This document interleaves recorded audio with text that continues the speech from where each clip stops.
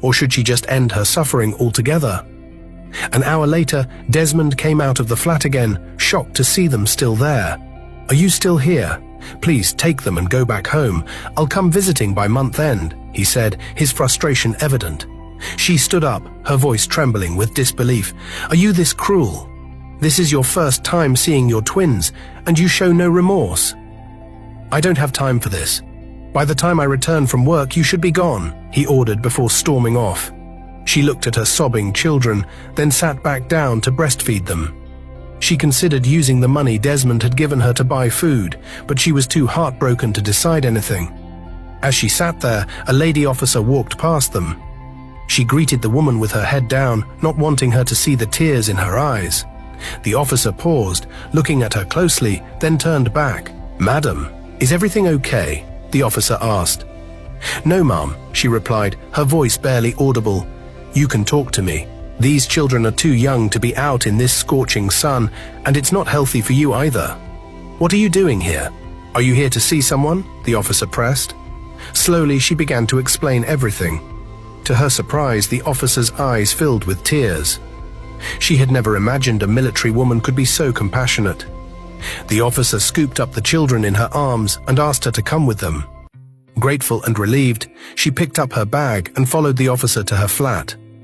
There, she and the children were bathed, fed, and made comfortable. For the first time in a long while, she felt a semblance of peace. The officer shared her own story, revealing that she had once been married, but was cast out when she couldn't conceive. She had joined the military and remained unmarried since then. Days passed, and they settled into the officer's flat. On the 5th day, they ran out of sugar, and she decided to go out and buy some. On her way back, she passed by Desmond's flat again. His girlfriend was sitting outside sipping juice and reading a magazine. She greeted the woman, but there was no response. She ignored it and continued on her way. But the girlfriend wasn't done.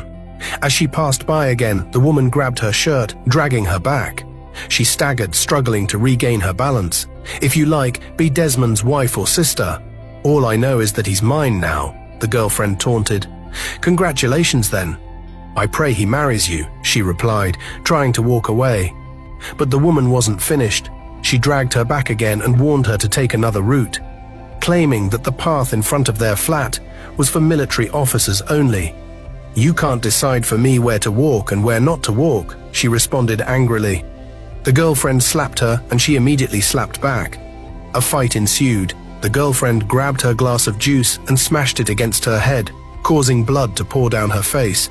People rushed over, some holding the girlfriend back while others urged her to take her crying children inside.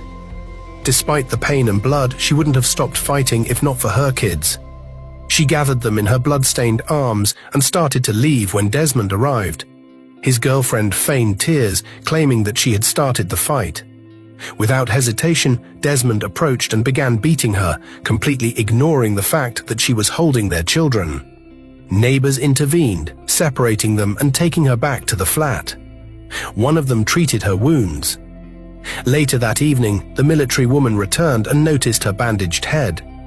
She asked how it happened, and after hearing the story, all she said was, "Okay."